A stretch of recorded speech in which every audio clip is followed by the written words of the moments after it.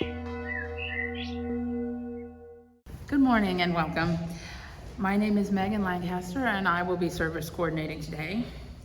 Today's reflection, sap rises like a faithful river, deepest love prevails, will be given by our minister, Reverend Dr. Leon Dunkley. I welcome all of you today, and we, the congregation, welcome most particularly those of you who may be visiting us. If you are new to North Chapel, consider signing the guest book at the back of the sanctuary, might even be in the foyer. This is also where you can find hearing assistance devices and large print copies of the hymnal if needed. Today we only have one announcement from our minister, so we'll start with that. Hey church, as my friend says in New York. My friend is Adrienne Thorne. She's the minister at Riverside Church, the famous Riverside Church in New York City. And she put out an announcement, and I wanted to share part of it with you because I thought we might participate. She said, and this is a quote from her, it was, it was on the evening of April the 18th in 1775 that Paul Revere and other writers raised the alarm that British regulars were on their way to Concord. The following day, the Battle of Lexington and Concord, known as the Shot Heard Round the World, marked the start of the American War of Independence. To commemorate the 250th anniversary of the start of the American Revolution, Boston's Old North Church will have a bell ringing on the evening of Good Friday, April 18th at 6 p.m. It would be amazing to have the religious community participate in a nationwide event. So at 6 o'clock on Friday, if you're interested in commemorating the shot heard around the world in the beginning of the American Revolution, and its stand for liberty, and its stand against tyranny, come meet at North Chapel and we'll ring the bell to commemorate that great American moment. Thank you. Our opening words today are by Ashley Horn, some slight adjustments. The holy work of showing up. How is it with your soul? This is the question that John Wesley, Anglican priest and founder of Methodism, was known to ask of participants in small reflection groups. I ask you because we find ourselves facing what some might consider challenging times. So, beloveds, how is it with your souls? No matter your response, I want to invite you to pause, take a deep breath, say a prayer, sing a song, light your chalice, feel the force of gravity pulling us all toward the same center. Whatever helps you feel more rooted and less alone. Then do it again, and again, and again. And once you feel that rootedness and connection, hear this. You are loved beyond belief. You are enough. You are precious. Your work and your life matter. And you are not alone. You are part of a we, a great cloud of witnesses, living and dead, who have insisted that this beautiful, broken world of ours is a blessing, worthy of both deep gratitude and fierce protection.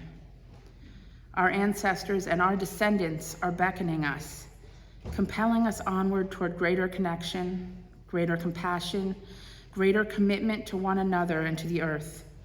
Together, we are resilient and resourceful, enough to say yes to that call, to make it our life's work in 1,000 different ways, knowing that we can do no other than bind ourselves more tightly together and throw ourselves into the holy work of showing up again and again, to be part of building that world of which we dream, but which we may not yet have seen.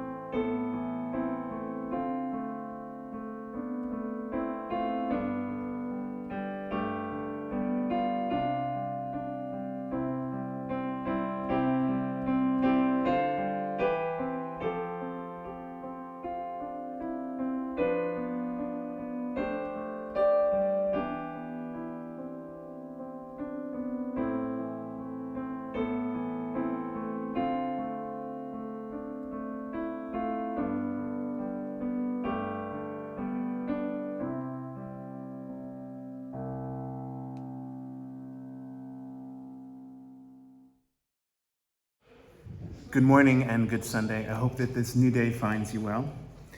Today is Sunday, April the 13th, and the title of this morning's reflection is Sap Rises Like a Faithful River, Deepest Love Prevails. It is a Palm Sunday reflection on the lessons of the earth at this particular time of year as trees awaken from snowy sleep, as a sugary liquid flows upward from the roots to the branches, from trunks to limbs and leaves.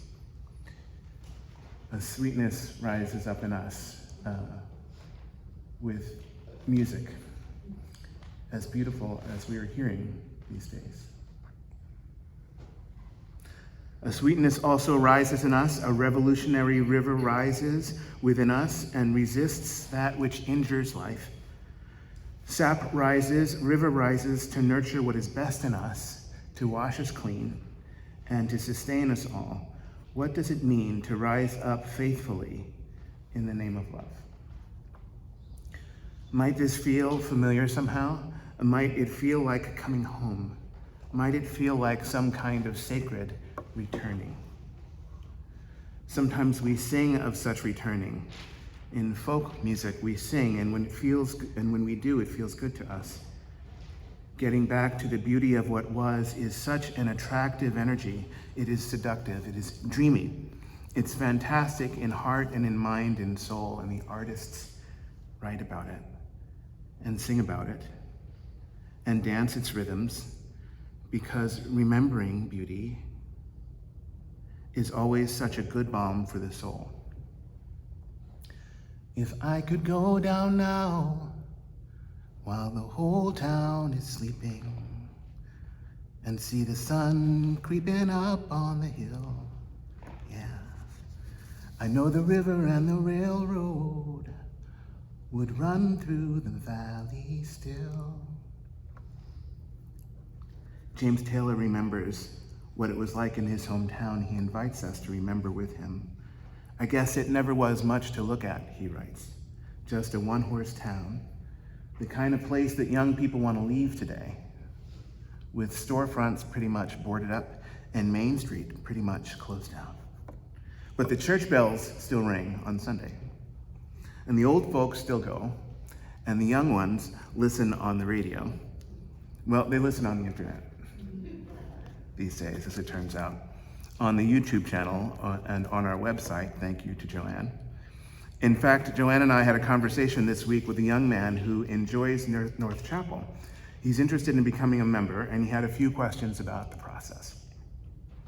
He's been attending services for years, but none of you have met him. He never comes to services in person, he only attends online. He has trouble attending services because he currently lives in Madrid. As if that's some kind of excuse. We had words about that. I told him that it's only a 3,400-mile drive. I was kidding, but I'm truly thrilled that he's interested in joining us. We'll have to have some conversations about what that means and how to make that meaningful for us, what it means to have a new member in Spain. How might we meaningfully welcome him into this, our beloved community? If you have ideas, I'm truly interested in hearing them. I'm personally planning a road trip to go see him in Madrid. I'm creative. Please share your thoughts with me as we move forward on this. I hope someday he visits us, and I hope that when he does, that it feels like coming home to a place he's never been before. Maybe it will feel familiar somehow, but I digress. I was talking about how important it is that we remember where we've been and that we remember the wholesome values of our hometown. An artist sings that this used to be part of a heartland, awful proud and strong. Deep, deep down, peaceful and serene. When people used to talk about the country, that's what they used to mean. I'm pretty sure that James Taylor is talking about North Carolina, but it feels like he's singing about Vermont. I think we live in that part of his memory. I think we live in that part of his creative imagination. Not that it's always idyllic up here, by any means, no, not at all. Romantic memory strikes out the reins of life where it feels it must, in order to achieve a feeling of nostalgia, in order to hold on to the sweetness. So we will come home again, so we can sing of that great returning. We can sing about getting back to what was beautiful in the past. Romantic memory heals us in this way. And this healing is what compels us, is what draws us, is what calls us back to the garden of life, back to an Eden, the one that we know. It's what drives us forward in life, even when we are looking backwards, as if over our shoulder, or mirrored in the rear view, if we're driving. As if we're looking back at only the paradise of life, and we sing, I might go down come the weekend. I might go on my own and drop off Annie and the baby, and maybe drive alone, and pay my last respects to a time that is all but gone. Well, it doesn't have to be gone, even as so much seems to be slipping away from us at the moment. Not gone from us. Not gone are all the memories we share. Not gone are the future memories worth the looking forward to. Not gone are the roads that we've traveled and the bridges that we've crossed and the love that we've given and received. And the bridges that we've burned and the faith that we've lost in things that we only thought were beautiful. Not gone is the promise of tomorrow. All of these things remain within us. They brighten our smiles. They lighten our hearts. They break our hearts sometimes, but they strengthen us. All of these things are basic to the value of nostalgia, and James Taylor is so very good at reminding us of this. As the day breaks, and as the boy wakes up, and as the dog barks, and as the birds sing, and as the sap rises, and as the angels sigh, yes. I tried to go back as if I could, but now it's all stuck house and plywood. Tore up, it's tore up good. Yes, we can go back home again, but it's never the same as it was before. What we knew as children has changed. With all of the speculative housing and the suburban development, the cheaper building materials and the weaker craftsmanship, the less attention to invention and detail. Yet it all can still be beautiful somehow. It doesn't come as a surprise to me, the artist writes. It doesn't touch my memory, but I'm lifting up and I'm rising free. If you could return this morning to something beautiful that you knew, if you could go down now while the whole town is sleeping, to a simpler place and time, to a gentler moment in the world, where and when would that be? What gifts, what lessons, what wisdom would lay there in store for you, delivered to your doorstep upon arrival? Today is Palm Sunday. For Christians, today is the first day of Holy Week. It is a sacred day of returning when Jesus comes back to the city of Jerusalem riding a donkey, honored by the poorer folks by the laying down of palms, the red carpet of the day. Returning to be welcomed home as the King of Kings. Of course, things didn't go very well when he did. Not at first anyway, but this was no surprise for him. So for Christians, particularly for traditional and for more conservative Christians, Palm Sunday is a time of great sacredness, and it comes with beautiful stories. In the beautiful stories that's told by the Mormons, for example, they say nearly 2,000 years ago, Palm Sunday marked the beginning of the last week of the mortal ministry of Jesus Christ. It was the most important week in human history. What began with the heralding of Jesus as the promised Messiah in triumphant entry into Jerusalem closed with his crucifixion and resurrection. Their beautiful story continues. Scriptures tell us that the week began with throngs standing at the gates of the city to see Jesus, the prophet of Nazareth of Galilee. They took branches of palm trees and went forth to meet him, crying, Hosanna, blessed is the King of Israel that cometh in the name of the Lord. Would that the political state of Israel could return to such grace. As the Mormon story concludes, though we do not stand at the gates of Jerusalem today, with palms in our hands, the time will come, as prophesied in Revelation, a great multitude of which no man could number, of all nations, of all kindreds, all people, all tongues, will stand before the throne, before the Lamb, clothed in white robes, palms in their hands. I leave you with my blessing, he says, as an apostle of Jesus Christ, that you will diligently strive to live righteously and to be among those with palms in their hands, who will herald the Son of God, the great Redeemer of us all, end quote. So twice now, I've referred to the story of Palm Sunday as a beautiful story. Now, I'm a lifelong Unitarian Universalist. I did not grow up with the story of Palm Sunday. I grew up with the story of Passover, with Pesach, with the story from the Torah. In fact, my minister growing up in New Jersey was married to a Jewish woman. We celebrated Seder at his house. It was a long time before I realized that Seder was not a Unitarian Universalist ritual. But I grew up with the Seder and the Easter Bunny with colored eggs, eggs that healthy rabbits never lay. Pesach and Easter were always oddly coupled back in the day. It didn't make a whole lot of sense back then. It doesn't make a whole lot of sense right now, and it does not need to. There's no problem with the theology that we've developed. There's no issue with the myths that we've created. I like all those incompatible memories just now as an adult. The holy prayers and the scavenger hunts.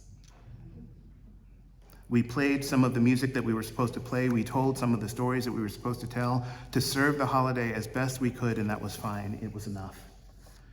Love of family was really the point of it for all of us. And that was enough for me. That still is enough for me. So twice now I've referred to the story of Palm Sunday as a beautiful story, a story that I did not know as a child. Now, I'm not saying that I think the story of Palm Sunday is a pretty story. Pretty and beautiful are different things. They seem similar, but they have less in common than you think. They overlap, but not significantly. Pretty, to my mind, is superficial and ever and always an outward thing. Beauty, by faith, is deeper and more interesting. And there's a range of beauties. It's hard to talk about. The language that we need doesn't exist, but we feel it. If we let ourselves, we can feel it. Pete Townsend, an artist and a poet and the lead guitarist for a rock band called The Who, he appreciates that there are different kinds of beauty, and you can hear this in his music. He writes, "A love born once must soon be born again," to start the song. That's a pretty Christian beginning.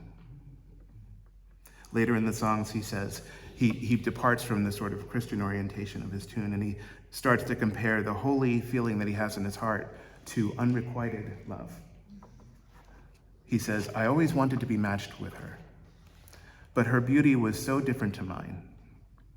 My beauty needs a knowledge and an understanding of what I am, but hers is enough, earned through eons. And that is what true beauty is, time's gift to perfect humility." In this passage, there are two kinds of love. There's the beauty of immediate, timeless, impossible presence, impossible to miss. And there's a beauty that requires a little bit more of an investment. Now, I don't know which of these is better. I suppose it depends on how we relate to them. But I do know that humility is the key. I know that arrogance is rarely beautiful, if ever. I know the truest beauty seems always to call us home after we've wandered from the garden. But this is not a sacred metaphor that Pete Townsend used. The Townsend passage is a popular expression. It's a secular definition of beauty. The sacred definition comes not from 80s rock and roll, but from the ancient wisdom of Augustine of Hippo. 80s rock music is how some of us keep the ancient wisdom alive. I went to seminary with a suitcase full of 80s rock and roll. I left with the wisdom of St. Augustine, thanks to my teacher, Rebecca Parker. Reverend Dr. Rebecca Parker served as the president of Star King School for the Ministry for 25 years. She was the first woman to serve as president in any American seminary. Her understanding of St. Augustine is wonderful. She says with a smile, the African theologian Augustine for the ancient city of Hippo is in current-day Algeria. The African theologian Augustine is in one of his more brilliant and persuasive moves, turned at the end of his life to the theme of beauty. Beauty became for him the face of God.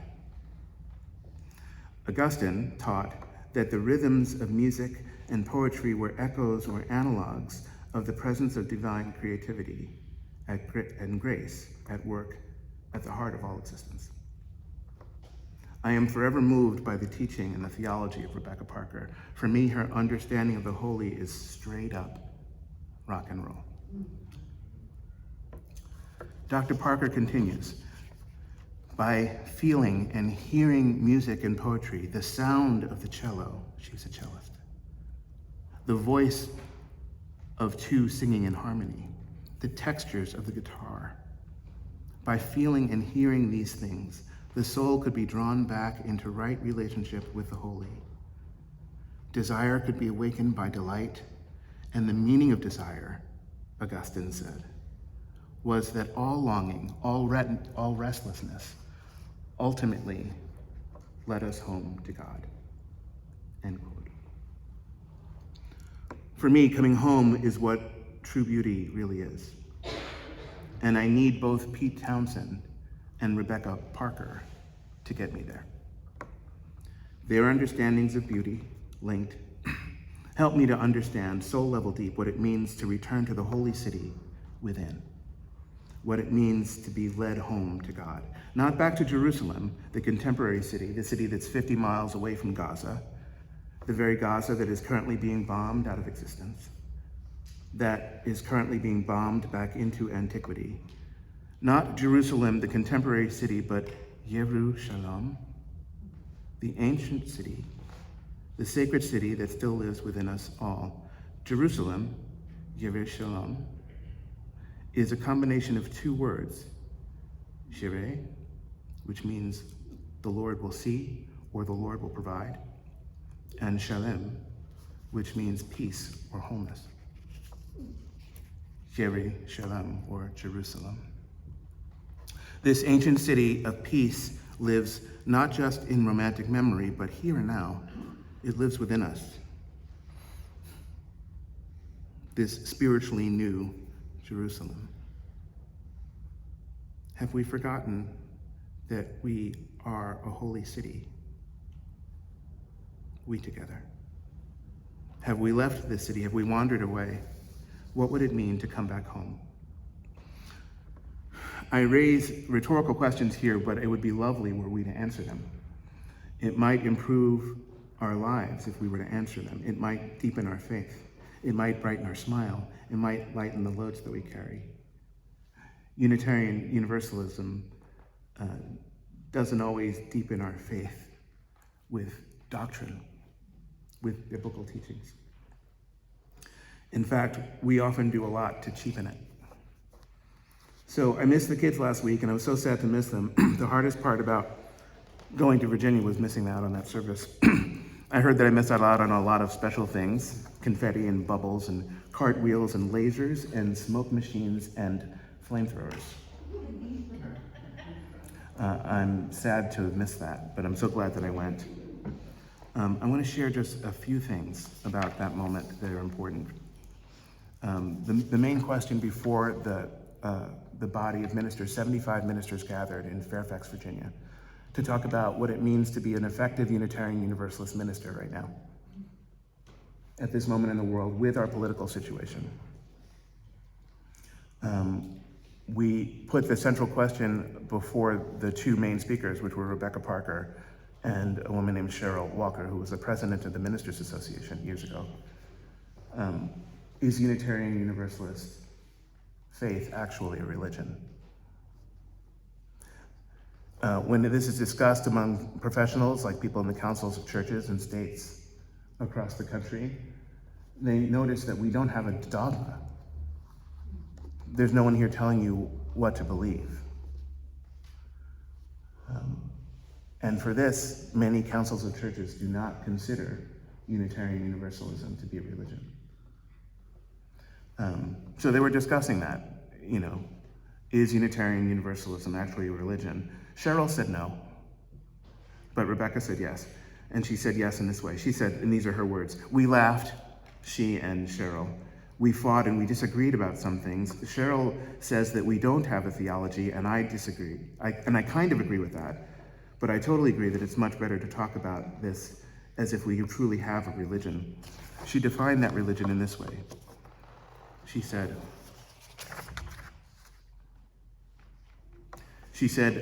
the resources of our heritage are very often theological moves, in contrast to something that is happening politically or sociologically in our country. They are counter moves. You could say that we have a tradition of counter theologies, or alternative theologies that are correctives to harmful religion, that are offerings of more life-giving, just, compassionate, and sustainable religion.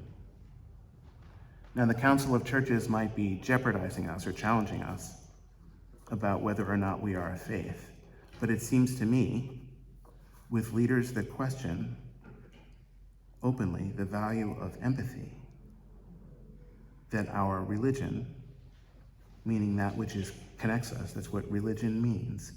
The Lig in religion comes from a Latin root, religare. The Lig is the same root as is in the word ligament. Religion holds us, binds us together. At this time, the thing that binds us will be more graceful. The grace that binds us will unfold. And I wouldn't be surprised if liberal faith is out in the forefront of that story. If we could go down now, while the whole town is sleeping, to see the sun creeping up on the hill, and to know that the river and the railroad, they run through the valley still. It's going to be okay. Amidst the many changes that we're going through right now, the sap still rises. As trees awaken from snowy sleep, as sugar flows up from the roots, a sweetness rises in slowly waking trees and also slowly within us. A revolutionary river rises and resists all that injures life. It rises and it nurtures everything that sustains life. And a revolutionary river rises, carrying us back to the sacred city, returning us all to the holy place of life and love and laughter as we approach in deepest humility. We can almost hear the ancient ones singing, Hosanna in the highest, however it is that we find our way to the peace within. May we find that peace in whatever way we can, through biblical scripture, or through 80s rock and roll, or through confetti and flamethrowers and the magic of children. Maybe so. I feel like I return to myself best when I sing. I am terribly shy, and to sing and look at someone is the scariest possible thing for me to do. I'm not anxious about my voice. I actually don't care when I sound bad, but when I know I'm praying, it's hard to look into someone else's eyes. But finding the courage to do so is the fire commitment. It helps me live with deep assurance, and it helps me grow. I hope that we all find a way to be as revealed, as vulnerable before one another as we can be. That vulnerability will lead to strength, inevitably, and we will find our way through this. Amen. May it be so. Blessed be and amen.